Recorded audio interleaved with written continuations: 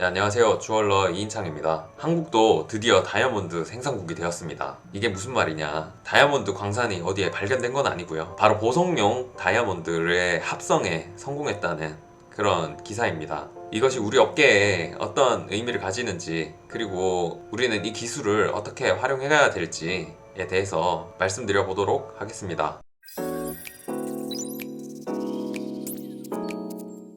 일전에 영상에서 랩그로운 다이아몬드에 대해서 설명을 드린 적이 있는데요. 간단하게 설명을 드리면 말 그대로 연구실에서 만들어진 다이아몬드를 뜻합니다. 원래 다이아몬드는 지구 깊숙한 곳에서 고온 고압을 견디고 굉장히 오랜 시간을 거쳐서 이 지표면으로 올라왔을 때 채굴을 해서 얻게 되는 그런 과정이 꼭 필요한 광물입니다. 그런데 그런 과정을 배제하고 이제 실험실에서 길러서 다이아몬드를 생산할 수 있는 시대가 되었습니다. 이 기술은 이미 1950년대에 미국의 토마스 에디슨이 설립한 GE에서 개발을 했는데요. 이때 생산되어지는 이 단가가 채굴하는 단가보다 훨씬 비쌌기 때문에 기술이 상용화되기는 어려웠습니다. 하지만 공업용에서는 이제 점점 사용이 많이 되기 시작하더니 어느덧 이 생산 단가가 점점 낮아져서 보석용 시장에서도 충분히 통할 수 있는 가격대가 되었습니다. 실제 천년 다이아몬드와 비교했을 때 광학적, 물리적, 화학적 특성이 100% 동일하고요.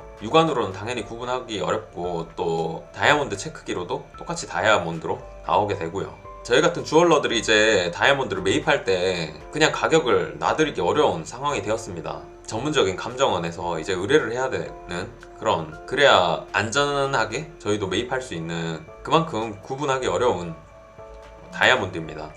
기사에서 보시면 서울시립대는 KDT 다이아몬드와 함께 산학 협력으로 국내 최초 다이아몬드 합성 가공에 성공했다는 그런 소식을 전했습니다.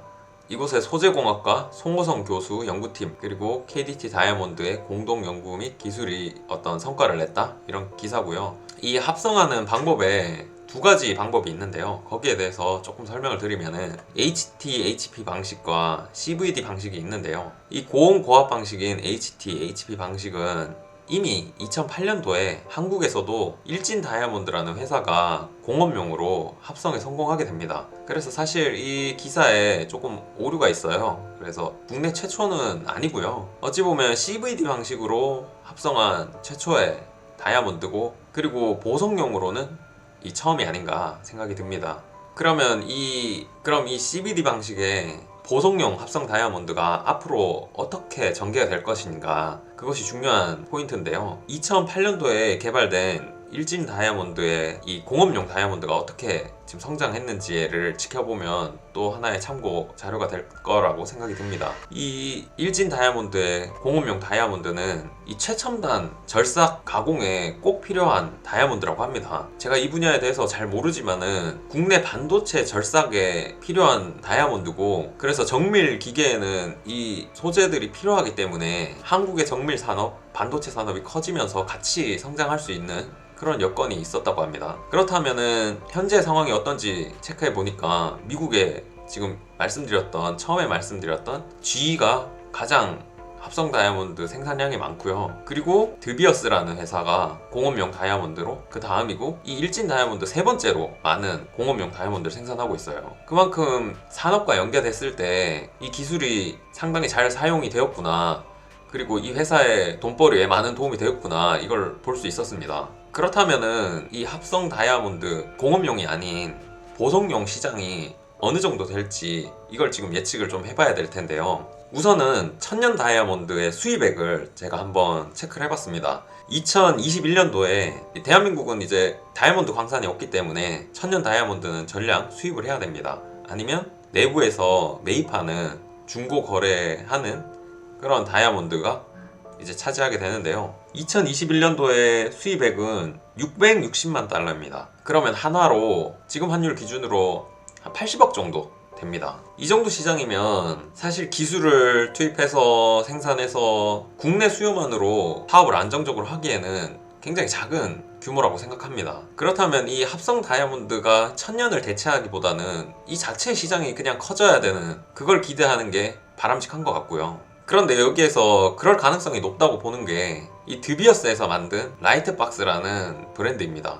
이곳은 합성 다이아만 가지고 제품을 꾸리고 있는데요. 이 드비어스라는 회사 아시는 분은 아시겠지만은 전 세계 다이아몬드 공급의 한때는 80%까지 차지했고 지금은 한 50% 정도는 드비어스라는 회사에서 차지하고 있습니다. 이 천년 시장을 그만큼 독점하는 회사에서 합성 쪽으로 브랜드를 만들어서 키운다는 거는 이 시장이 천년 시장을 많이 방해하는 그런 아이템으로 보기보다 이 자체가 잘 클 수 있고 이 자체가 하나의 시장을 형성해 줄 거라는 그런 기대가 있지 않을까 이런 생각이 듭니다. 실제로 보시는 이런 컬러 다이아몬드들은 천년으로 꾸미게 되면 일반인들이 쉽게 접근할 수가 없는 금액대가 나옵니다. 그런데 이 합성에서는 어차피 금액대 자체가 저렴하게 형성이 돼 있으니까 또 생산 단가가 얼마나 차이가 날지 모르겠지만 기술적으로는 이 색깔을 넣어서 만드는 거에 어려운 게 아닌가 봐요.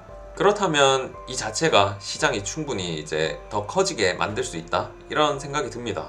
그리고 전 세계적으로 또 패션 주얼리를 많이 하고 있는 판도라에서도 이 합성 다이아몬드 브랜드로 시장을 공략해가고 있습니다. 이렇듯 브랜드들이 지금 취급을 시작하기 때문에 사용량은 뭐 당연히 무조건 늘어날 수밖에 없는 그런 상황이고요. 사람들의 인식이 이제 많이 생기게 되면 일반 주얼리 샵에서도 합성 다이아몬드 쉽게 보실 수 있으실 겁니다.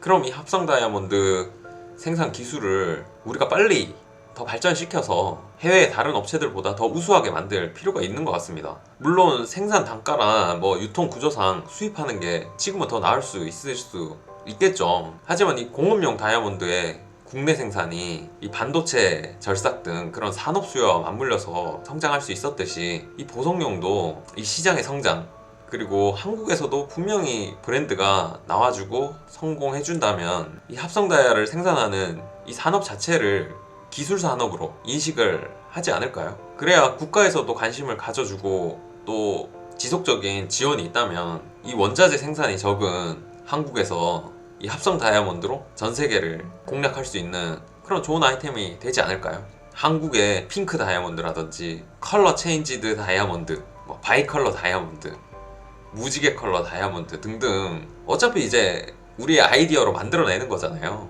그렇다면은 이게 도심에서도 가능한 산업으로 보고 있기 때문에 상당히 저는 가능성이 있어 보입니다. 이 분야도 어떻게 보면 주얼리 산업의 한 분야잖아요. 그래서 어떤 연구와 또 지원이 지속되도록 저도 관심을 가지고 지켜보고 또 많이 알리도록 하겠습니다. 시청해주셔서 감사합니다.